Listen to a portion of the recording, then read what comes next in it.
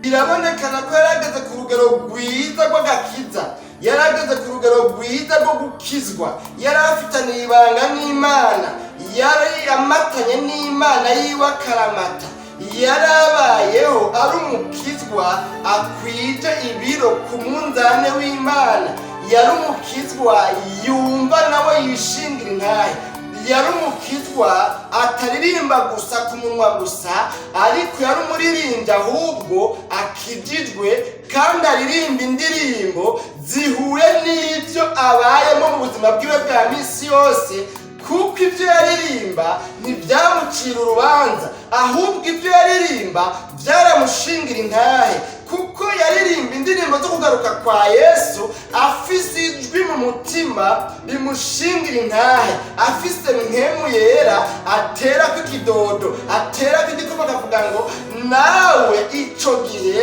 umwami niyagaruka mu mazina azosomwa nawe izina ryawe rizoba ririmwo. Narirya Yesu cage yavuze ngo imuhira kwa data hari amazu menshi, kandi yaba atarahari mba ndabibabwiye ko atayahari, kugira ngo nimubeho murindiriye ibitangaza.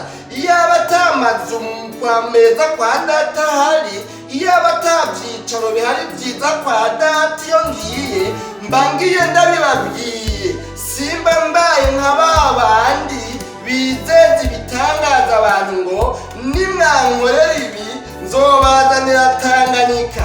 Ubwije ntibungerewa n'umunezero iyo umuco watsi itara ryatsi ugucukara ukamurika, abana bari ahantu hatabonoza bumva baryohewe. Sinzi ko muri abyumva niyo amatara yacitse mu ikaritiye, hanyuma agahera umwanya amatara aciye agaruka, uzumva abantu baciye bavuze impundu ngo yeee, kubera iki?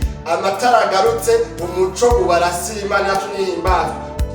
Nibumva inzamba ivuze gusa, bakumva inzamba y'umwami wabo aje mu kirere aje gutora umugeni wiwe, ico gihe ni ukuvuga igihe cyo kuba mu bwije, igihe cyo kuba mu ngorane, igihe cyo kubaho ubuhinja ubugari wese atuka umukizwa ngo ibyo bintu by'abakizwa ngo ntibigira sase ntaco bimaze, igihe cyo gutitura iby'abakizwa, igihe cyo guhama abakizwa, igihe cyo kubakengera, igihe cyo kubagaraguza agati kizoba kirangiye. Hanyuma ngo bazoca baja bukuruzi, ni ukuvuga ngo bazoca baja bukurupfu, bazova mw'isi y'abapfa bajabukire hakurya y'uruzi ariko rupfu, bajabukire hakurya mu gihugu iwabo w'abadapfa. Imana yacu nihimbazwe.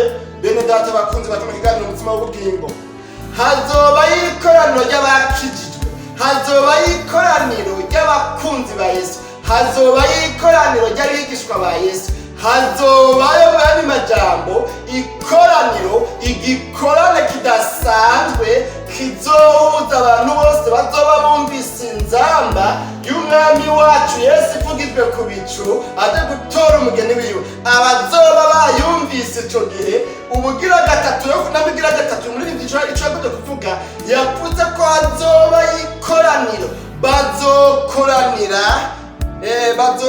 bazokoranira hirya mu ijuru. Imana yacu nishimwe.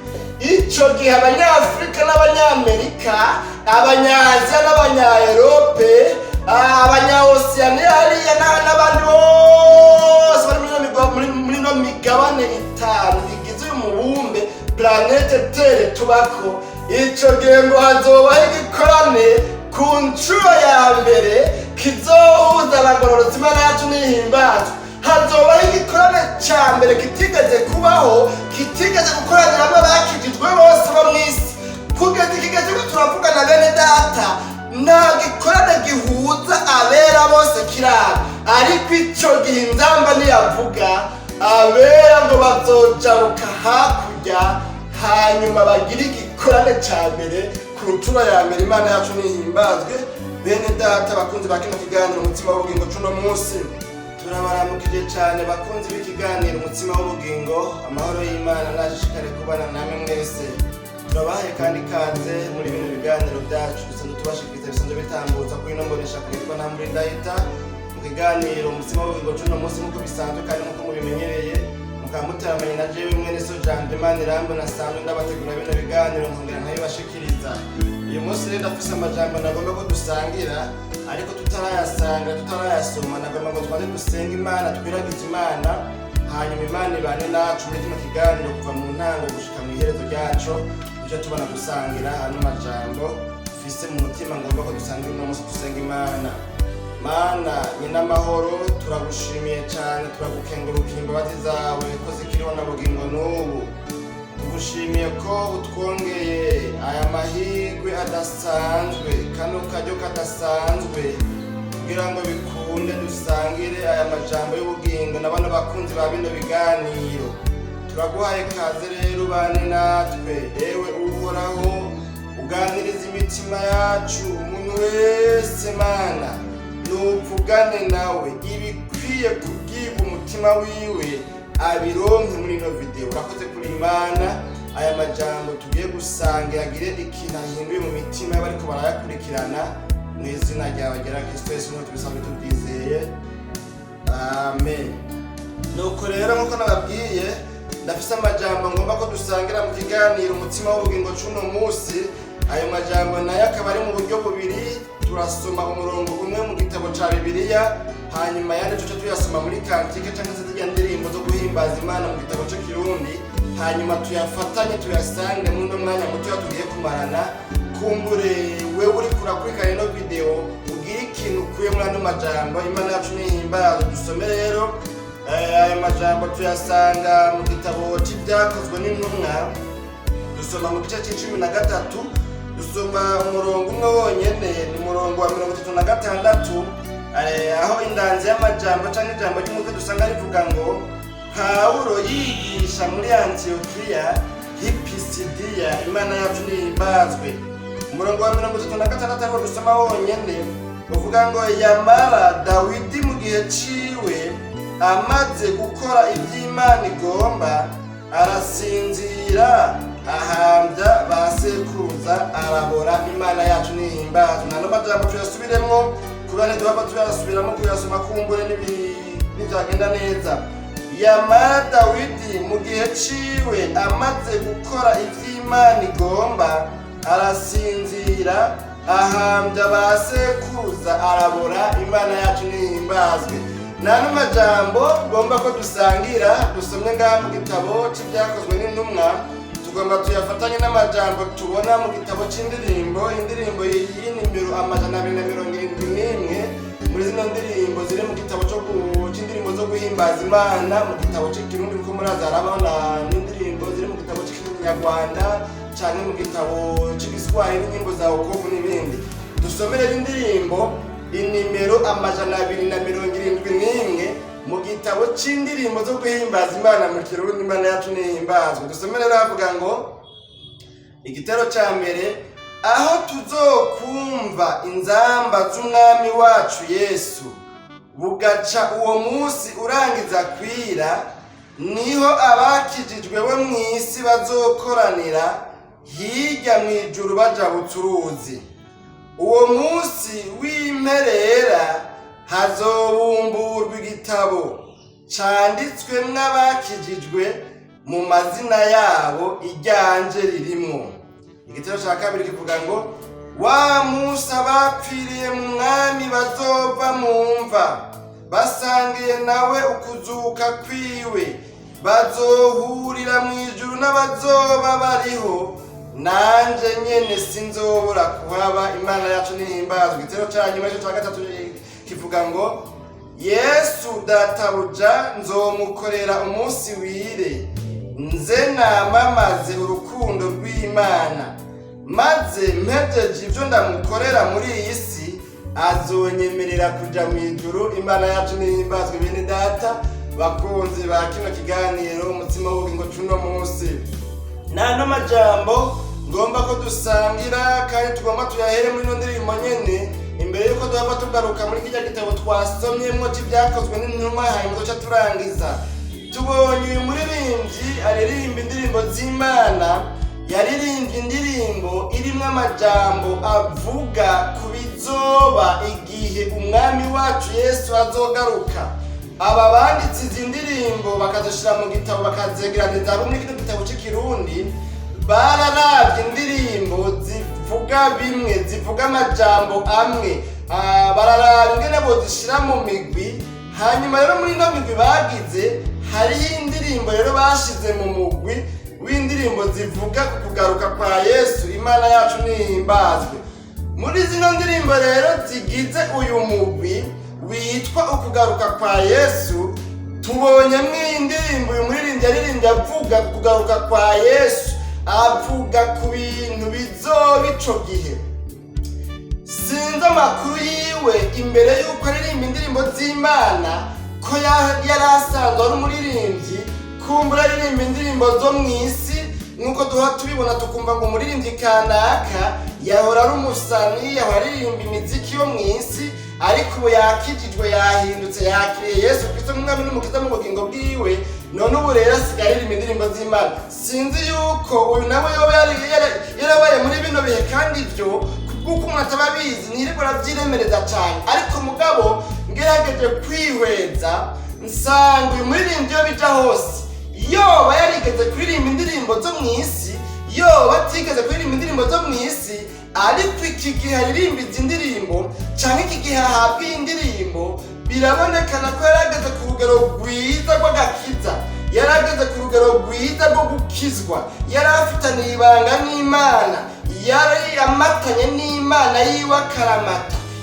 yarabayeho ari umukizwa akwije ibiro ku munzane w'Imana, yari umukizwa yumva nawe yishingira intahe, yari umukizwa ataririmba gusa ku munwa gusa, ariko yari umuririmbyi ahubwo akijijwe, kandi aririmba indirimbo zihuye n'ibyo abayemo mu buzima bwiwe bwa misi yose, kuko ibyo yaririmba ntibyamucira urubanza, ahubwo ibyo yaririmba byaramushingira intahe, kuko yaririmba indirimbo zo kugaruka kwa Yesu afise ijwi mu mutima rimushingira intahe, afise mpwemu yera atera ko ikidodo, atera ko igikoma, akavuga ngo nawe ico gihe umwami niyagaruka mu mazina azosomwa nawe izina ryawe rizoba ririmwo. Ni ukuvuga kino gihe cyangwa se uno mwanya yaririmbye indirimbo, birashoboka cyane ko yagize iyerekwa ridasanzwe,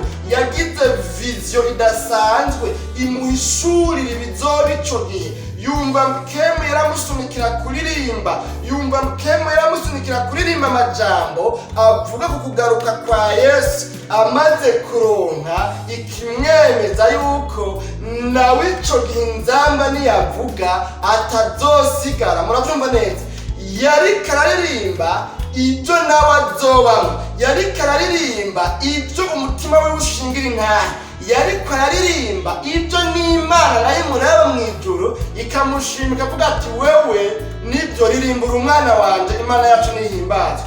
Hanyuma rero aririmba ku kugaruka kwa Yesu, avuga ibizoba, avuga ibintu bikeya bizoba, bivanye no gutahuzwa na mpwemu yera yamutahuje ibizoba ku kugaruka kwa Yesu. Imana yacu nihimbazwe. Dusomye rero igitabo cya mbere n'icya kabiri tukamera nk'ababifatanya, dusanga hariho ibintu bishaka kuri bitatu yavuze muri bino bitero bibiri usanga bisa, ariko aravuga ico gihe ingene bizogenda, ingene bizomera ukugaruka kwa Yesu. Yesu niyaza, Imana yacu nihimbazwe. Yavuze ngo aho tuzokumvira inzamba z'umwami wacu Yesu, ico gihe inzamba izovuga.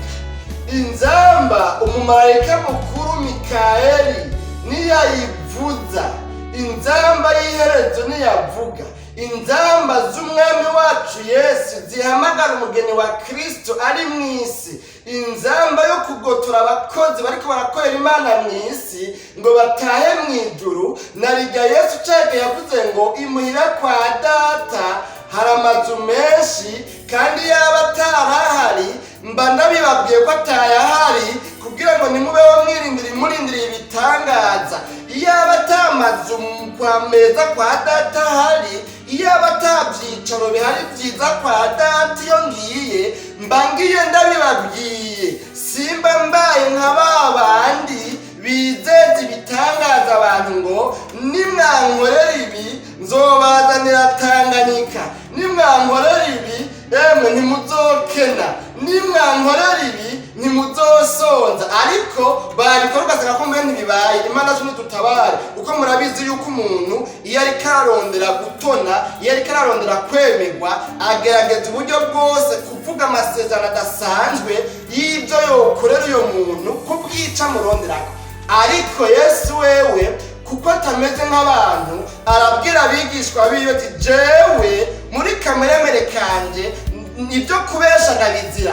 Iyaba kwa data atamazu meza ariyo, iyaba kwa data atabyicaro byiza biriyo, mbangiye ndabibabwiye, mbangiye ndabahebuje. Ariko noneho singiye ndabahebuje kuko imuhira kwa data hariyo amazu menshi, nanje ngiye kubategurira hanyu, ngiye kuhatunganya neza. Mbere ahandi yarabwiye ngo sinzongera kunywa kuri uno mutobe w'izi nzabibu kugeza igihe tuzosangira namwe umutobe musha mu bwami bw'Imana. Imana yacu nihimbazwe. Rero Yesu yababwiye ngo iyaba atarahari ndabibabwiye, ariko kubera ko ahari ngiye kubategurira hanyu kugira ngo namwe aho nzoba ndi mu ijuru namwe abariho muzoba. Imana yacu nishimwe. Rero uyu muririmbyi avuga ngo igihe inzamba zizovugira zije rero gutora babigishwa ba Yesu,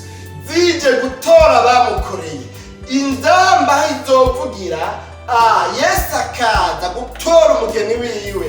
Ico gihe hari ibintu bizoba. Muri bino bintu bikeya yavuze rero yavuze nk'icambere avuga ngo ico gihe uwo munsi uzorangiza kwira. Yavuze ngo bugaca uwo munsi urangiza kwira.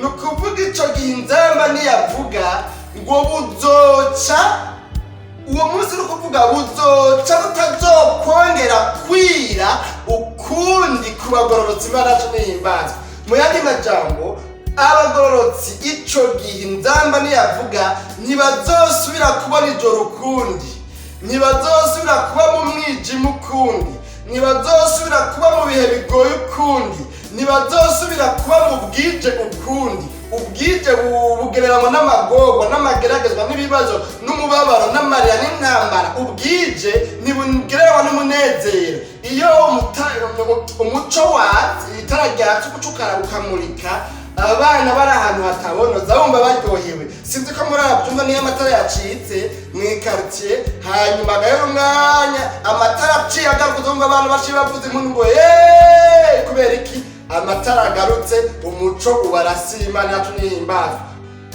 Uyu muririmbyi yavuga ngo ico gihe rero kuba abagororotsi bazokunda iyo nzamba ngo uwo munsi buzoca butagisubira kwira ukundi. Nukuvuga ngo igihe c'amagorwa, igihe c'amakuba, igihe c'amarushwa, igihe c'intambara, igihe c'amageragezwa, igihe c'agakengerwe, igihe co gusuzugurwa, igihe c'abarozi bakinda ku nzu z'abagororotsi, igihe c'uruhamo, igihe c'uruvugo, ivyo bizoba bisezerewe. Iyo nzamba niyavuga izoba ishize iherezo kubwira. Mu ruhande rw'abagororotsi ntibuzokongera kwira ukundi. Imana yacu nihimbazwe.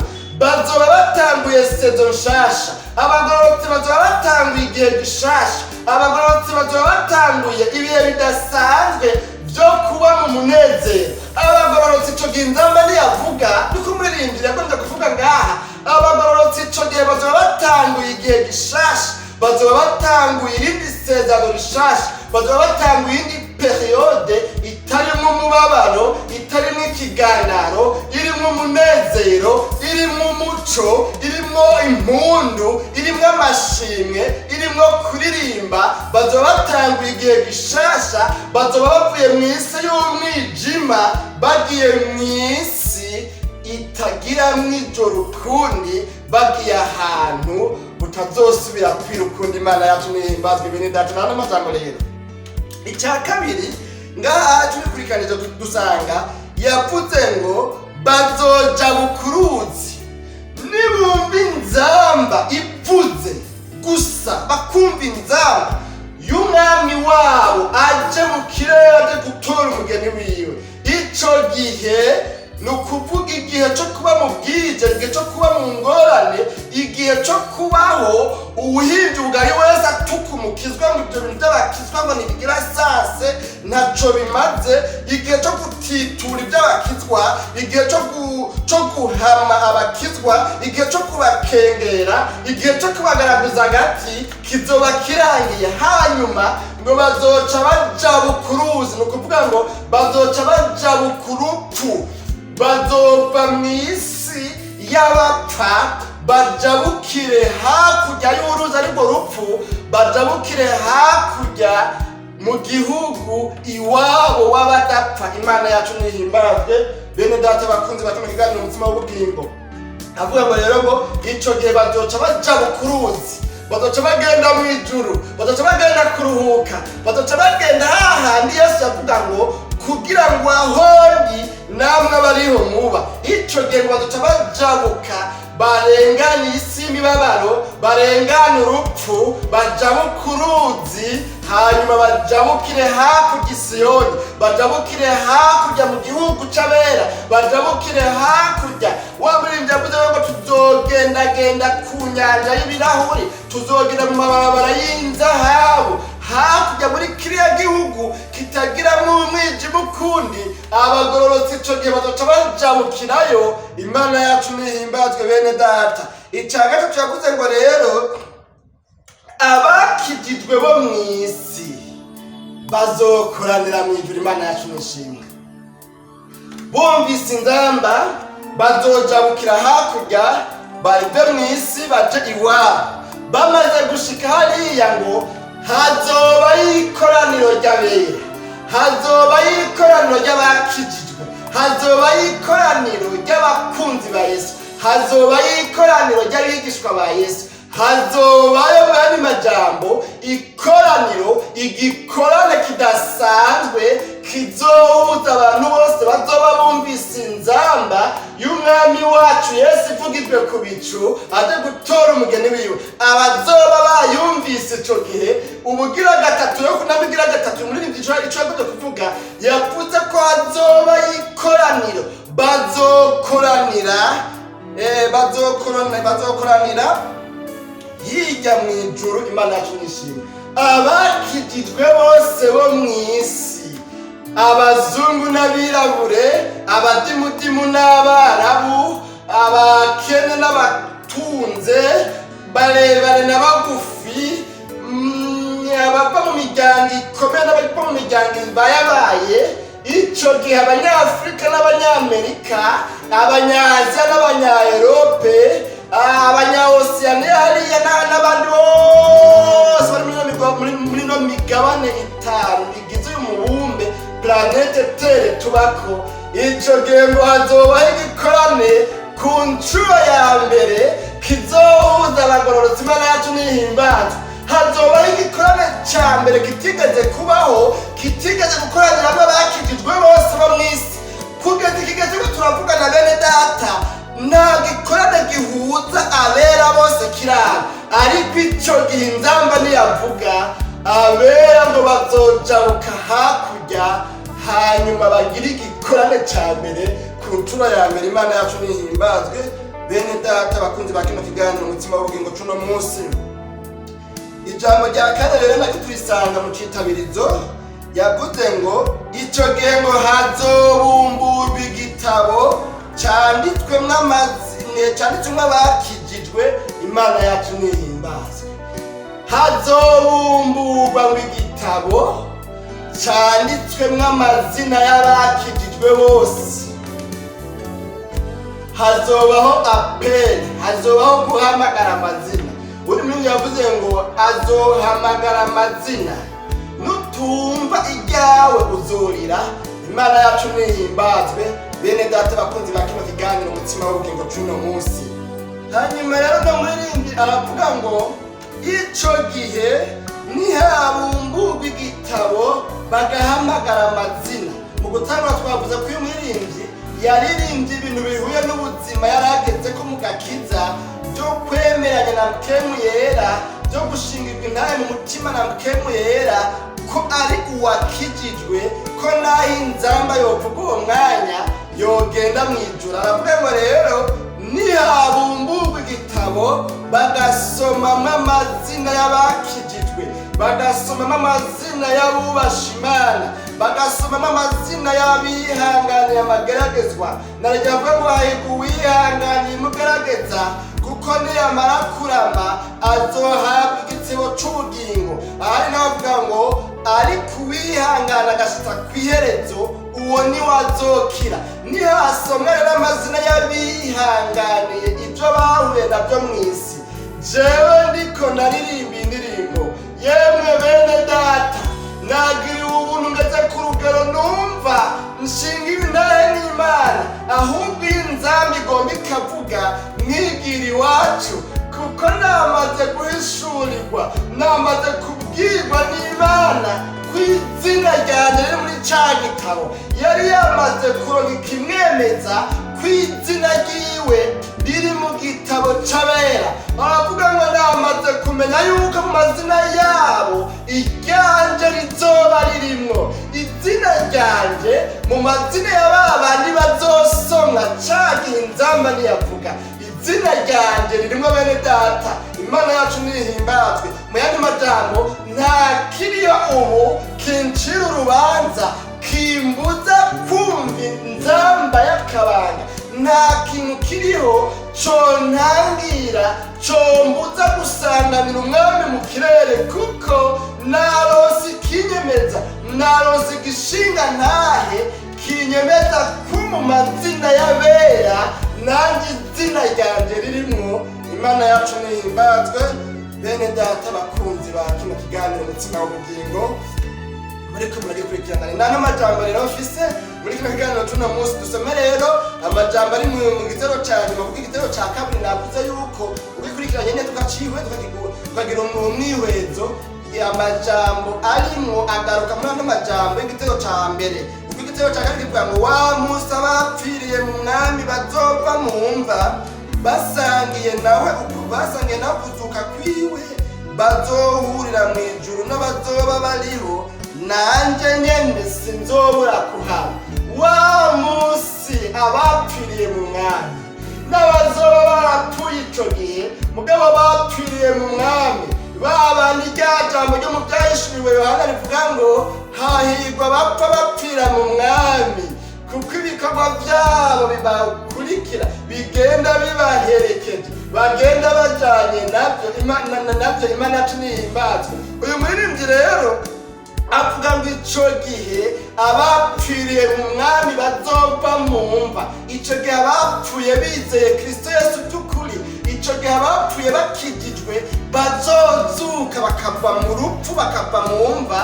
Ico gihe nanje nyene sinzobura kuhaba. Muri ico gikorane kizokoranamo n'abazozuka bazukiye ubugingo budashira, bazozuka bazuwe n'inzamba, n'akamo k'inzamba y'umumarayika. Ico gihe nanje nyene muri ico gikorane kizokoraniramwo ba Eliya, kizokoraniramwo ba Shadraka, Meshaki na Abedenego. Ico gikorane kizokoraniramwo abagororotsi bo mw'isezerano rya kera n'abandi batwitangiye imbere, bahamye bahanga kugororoka mugabo ntibahemuke. Ico gihe nanje nyene sinzobura kuhaba. Imana yacu nihimbazwe. Igitero ca gatatu nico ngomba ngo tuze ko tuje gufatanya na wa murongo twasoma, hanyuma duce dusenga Imana. Umuntu wese abanje kwiyumvira nawe uko ubugingo bwiwe bumeze. Yavuze mu gitero ca gatatu ngo Yesu databuja nzomukorera umunsi wire, nze namamaze urukundo rw'Imana, maze mpejeje ibyo ndamukorera muri iyi si azonyemerera kuja mw'ijuru. Imana yacu nihimbazwe. Nano majambo rero uyu muririmbyi avuga ko namaze kumenya ibyo bintu rero, ko namaze guhishurirwa ingene bizogenda inzamba niyavuga, ko namaze kumenya ko hari igikorane kizokoraniramwo abera, ko namaze kumenya yuko izina ryanje ririmwo, ko namaze kubona igishinga ntahe kinshingira intahe, ko nariko ndaruhira ubusa n'inkorofani, ko namaze kuronka igishinga ntahe, ko namaze guhishurirwa nemezwa neza ko ntariko ndakorera ubusa, ahubwo ko ndiko ndakorera yasize avuze ngo jewe sindababesha, ahubwo ndababwira iby'ukuri, nzogaruka kubajana kugira ngo aho ndi namwe bariho muzoba. Ko namaze kumenya ko inzamba izovuga, ko namaze kumenya ko igihe cy'imibabaro kizoshira, ko namaze kumenya yuko abera bazojabuka rwa ruzi arirwo rupfu bakagerera hakurya mu gihugu cyabo iwabo w'ibudapfa,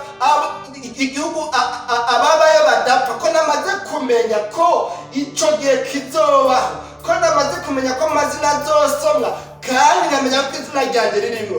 Nanjye ndafashe ingingo rero, ubu nta mwanya wo gutakaza, nta mwanya wo gupfisha ubusa, singomba ikinsamaza. Uwundi muri mwe yavuze ngo reka kunsamaza, hariho uwo nirerekeye, yemwe reka kunsamaza, mwaba banyi reka kunsamaza, yemwe batwigana reka kunsamaza, reka kunzana ko ibintu by'uburofa, reka kunzana ko ibintu bitagira agaciro, reka kuntesha umwanya, kuko hariho uwo nirerekeye. Ndamureretse umukunzi wanje, nderetse ko agaruka, nderetse ko inzamba ivuga. Reka kunsamaza. Abantu bafise ico bareretse, abantu bareretse kugaruka kwa Yesu, abantu bitegura kugaruka kwa Yesu, ntibemera ibasamaza, baguma baricyuye, baguma barikanuye, baguma bari maso, baguma birinda ibyaha, baguma biyubara, baguma barwana intambara yo kwezwa no kwanya icyitwa icyaha icyo ari cyo cyose kugira ngo bagume bari maso. Undi muri yavuze ngo harahiriwe umuntu azosangwa ari maso adasinziriye, kuko ngo azosanganira umwami Yesu hariya mu bice Imana yacu nihimbazwa. Muri ibi nshaka rero ngo ko bimeze gutyo rero, nanjye nafashe ingingo, niyemeje ko Yesu databuja ubu yansezeranyira isezerano ridasanzwe, akambwira ngo byose nsezerana nk'ab'isi. Ndababwira ko muhira kwa data hari amazu menshi, iyo abadahari nababwira sinabizigiza ibitangaza atabihari, jewe ibyo kubesha ndabizira, ariko umve ndababwira imuhira kwa data hari amazu menshi. Nafashe ingingo rero yuko nzomukorera kugeza ku iherezo. Yesu databuja ni ingingo yaciye afata. Yesu databuja nzomukorera umunsi wire, nze namamaze urukundo rw'Imana, urukundo Imana yakunze abari mu isi, rwa rundi rwatuma itanga umwana wayo w'ikinege, hanyuma kugira ngo umwizera wese ntazapfe rubi ariko ahabwe ubugingo budashira. Urwo rukundo rero niyemeje kurwamamaza, niyemeje kuruvuga hose, niyemeje gukorera uyu mwami databuja kugeza ku iherezo ry'ubuzima bwanjye, kuko namenye neza ko umukoreye adakorera ubusa n'inkorofani. Namenye ko bamukorera batazomaramara, namenye ko bamukorera batazikorera amaboko, namenye ko bamukorera bazoronka ingeri itagabanije mu bwami bw'Imana. Kubw'iyo mpamvu rero Yesu databuja nzomukorera umunsi wire, nzomukorera nshake ndahareyo, nzomukorera nshake nduhe, nzokoresha ibyanjye byose, nzomukorera n'umutima wanje wose, nzomukorera n'ingufu zanje zose, namamaza urukundo rwiwe kugeza igihe nzorangiriza iminsi yanjye yo kubaho muri ino si, namamaza urukundo rw'Imana. Imana yacu nihimbaza. Atavuga ngo maze mpejeje ibyo ndamukorera muri iyi si. Imana yacu nihimbaza. Maze mpejeje ibyo ndamukorera muri iyi si, azonyemerera kuja mu ijuru. Imana yacu nihimbazwe. Bene data bakunzi ba kino kiganiro, umutima w'ubugingo cy'uno munsi, maze mpejeje ibyo ndamukorera muri iyi si. Erega hariho igihe, hazogera igihe, si ukuvuga ngo tuzokone, hazokwigera hagera igihe cyo guhembwa, hazogera igihe ibyo tumukorera avuga ngo birarangiye, gezaho, mwarankoreye, mwaranyubashe, mwaranyumviye, hageze igihe cyo kugodoka. Burya igikorwa cyose hama habaho igihe cyo gutangura igikorwa, hakabaho n'igihe cyo kugodoka. Imana yacu nihimbaza. Bavuga ngo rero maze mpejeje ibyo ndamukorera muri iyi si, hazogera igihe mpeze ibyo ndamukorera muri iyi si, hanyuma nawe acashirako akoro avuge ngo mwizerwa, yewe mwizerwa wagwanye intambara nziza, waranyubashe, waranyumviye, iminsi yawe yo kubaho kwawe wagendeye mu kugororoka. Ubundi uravuga ngo maze mpejeje ibyo ndamukorera muri iyi si, hazogera igihe mwizerwa agere ku iherezo ry'ibikorwa byiwe, hagere igihe cyo gukorera Imana kwiwe kirangire, kuko umuntu akorera Imana mu gihe ciwe, hakagera igihe ciwe cyo kurangiza akava muri buno bugingo akaja kuruhuka. Rero aravuga ngo maze mpejeje ibyo ndamukorera muri iyi si, azonyemerera kuja mu ijuru. Ko wagwanye intambara nziza yo kwizerwa, yewe mwizerwa, rengana rero ushika amahoro, rengana winjire mu munezero wa shobuja. Ko wabaye umwizerwa kuri bike, ko wabaye umwizerwa ku byo wajejwe, yewe niwinjire, ngwino winjire mu munezero wa shobuja. Imana yacu nihimbazwe. Nuko rero n'umuririmbyi yasoze ino ndirimbo yibavuga ngo maze mpejeje ibyo ndamukorera muri iyi si, azonyemerera kuja mu ijuru. Imana yacu nihimbazwe. Dusomera rya jambo ubwira kandi mwihangane, twasomye mu byakozwe n'intumwa igice cya 13 ku murongo wa 36, riba ariko tuta dusengera ku Imana rivuga ngo yamara Dawidi mu gihe ciwe amaze gukora ivy'Imana igomba, arasinzira hanze abasekuruza, arabora. Imana yacu nihimbazwe. Nano majambo rero tubonye naho mu byakozwe n'intumwa, uyu murongo dusomye burya utwereka yuko Dawidi umwami mu minsi yabayeho hari igihe yakoreye Imana, hanyuma Imana arageragera avuga ngo yewe Dawidi, igihe cawe cyo kunkorera, igihe cawe cyo gukora ibikorwa byanje mu isi nukuri kirarangiye. Ibyo ukoze bihuye n'ubugombe bwanje. Mu yandi majambo, yarakoze akorera Imana, hanyuma hagaragaye umutima w'Imana urakogwako, hagaragaye umutima w'Imana ubatushe, hagaragaye umutima w'Imana uba affecte, hagaragaye umutima w'Imana uba satisfait, umutima w'Imana uranyugwa. Novuga ngo hagaragaye Imana, novuga ngo ayayemeje, naho kumbirika mu mengo biragoye kuvuga ngo Imana wayemeje. No kuvuga ngo nibyo Dawidi yabaye ari umugororotsi iminsi yiwe yose yo kubaho kwiwe. Yarasambanye na Mukawuriya, ntiyabuze n'ibindi byaha yagiye arakora kumbure tutabanje gusoma hariya ngo dukurikirane mu bitabo bidondora ibyabaye ku ngoma z'abami n'abandi hariya mu Bwisirayeli. Ariko nasomye ijambo ry'Imana rivuga ngo Dawidi kuva cya gihe yihanye icyaha cyo gusambana na Mukawuriya, wa mugore yitwa Batisheba. Kijya gihe ngo yihaniye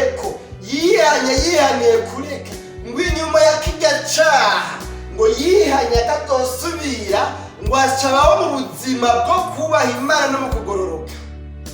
Ndiyumvira neza rero ko iyi periyode yakurikiye ariyo Dawidi yabayemo rero mu buzima bwo kugororoka rero nyezina. Rero muri buno buzima bwiwe bwo kugororoka, uyu yavuze n'amajambo avuga ngo maze Imana imaze kubona yuko Dawidi akoze iby'Imana igomba, ngo mu gihe ciwe, hamwe Bibiliya yitwa ngo mu gihe ciwe, ariko hari izindi Bibiliya usanga zivuga ngo mu runganwe rwiwe, bakoresha ijambo bavuga ngo generation, bavuga ngo mu gihe c'urunganwe rwiwe, mu runganwe rwiwe. Ni ukuvuga amandi majambo twisunze zino Bibiliya bakoresha iri jambo generation, bavuze ngo mu gihe ca Dawidi, ni ukuvuga ngo mu runganwe rwa Dawidi, ni ukuvuga mu bari bahari ico gihe banganya imyaka na Dawidi, mu bavukiye rimwe na Dawidi, mu bavutse mu bihe bimwe na Dawidi, bavuze ngo mu gihe cawe rero burya baba bavuga ngo muba munganya imyaka mu rungano rwawe. Ni ukuvuga nimba Dawidi yari afise imyaka 50 nk'akarorero, bigomba kuvuga ngo muri ico gihe ca Dawidi Imana igize kotasyo igakota abantu bari bahari ico gihe bakoze ivy'Imana igomba. Novuga mu yandi majambo naho ntago kuri ko iryo jambo boba novuga ngo baye satisfied canke bayemeje ni ukuvuga igikorwa cabo itashi yabo igikomani cabo bari bafise bakirwa gukorera Imana mw'isi. Imana iraje muri abantu bose bafise iyo myaka 50 ico gihe ca Dawidi dufite nimero afise imyaka 50. Ni ukuvuga iraje yasanga muri urwo runganwe rwiwe canke muri ico gihe ciwe c'imyaka 50 amaze. Imana yasanga Dawidi nimba hari abandi, Imana yasanga Dawidi ari umwe mu bantu bakoze ibihwanye n'ivy'Imana igomba, bakoze ibihwanye n'ubugombe bw'Imana. Ni ukuvuga bafise amanota akwiye Imana ikenera. Imana yacu nihimbazwe bene data bakunzi bakino kiganiro umutima w'ubugingo. Rero Dawidi nawe tubonye bino jambo rigomba gusa nakiriya gitero ca gatatu. Imana imaze kubona yuko yakwije ivyigomba, yakoze ivyigomba, yujuje ubugombe bw'Imana. Ico Imana imugomba ko mw'isi yacujuje, yagikoze, yagikwije, yagihejeje, Imana ngiciramureka aratahira. Novuga ngo ndavuga ngo Imana yamuhamagaje se ngo yitaba Imana, aca aritaba Imana, aca arapfa. Imana yacu nitutabara. Kubera iki? Kubera yuko Imana ikomeze mu jambo rivuga ngo Imana imaze kubona yuko yakoze ivyo igomba. Imana yacu nihimbaza. Bene data tugomba dusenga Imana n'ano majambo. Inzamba izovuga si ivy'amajambo gusa, si ivy'ububeshi, ariko n'ivy'ukuri. Yesu azogaruka, inzamba izovuga. Yesu uko yabivuze yagiye gutegura aheza azobana n'abamukoreye n'abamwubashe. None ko inzamba izovuga ko Yesu azogaruka, mbega nawe wumva vy'ukuri mu mazina y'abera iryawe ririmwo? Wumva ugeze kuri runo rugero no muririmbyi yarageze ko yavuze ngo ico gihe aho hazobera ikoraniro kaminuza ry'abagororotsi mw'ijuru, ico gihe aho hazobera abakijwe bose bazohura mu gikorane kizoba hakurya y'uruzi, mu mazina yabo nanje iryanje ririmo. Mbega nawe wumva agakiza ufise muri ino misi, urugero ugeze ko mu migenderanire yawe n'Imana, ubwo vy'ukuri uremeranye na mukemu yera yuko hamwe inzamba yovuga ubu vyovugwa ngo uyu muntu yarakoreye Imana nagenda aruhuke mu gihe ciwe, mu runganwe rwiwe tugize kotasyo tugakota dusanga yarujuje ubugombe bw'Imana. Mbega inzamba nawe yovuga uno musi uri mu bantu botaha kuruhuka, uri mu bantu bokumva inzamba? Mbega wumva woja mw'ijuru? Mbega wumva nawe wotaha iwabo wabera? Mbega nawe wumva mu mazina y'abosonga izina ryawe ririmo, canke wohava usigara? Erega hariyo abazosigara. Imana yacu nidutabara.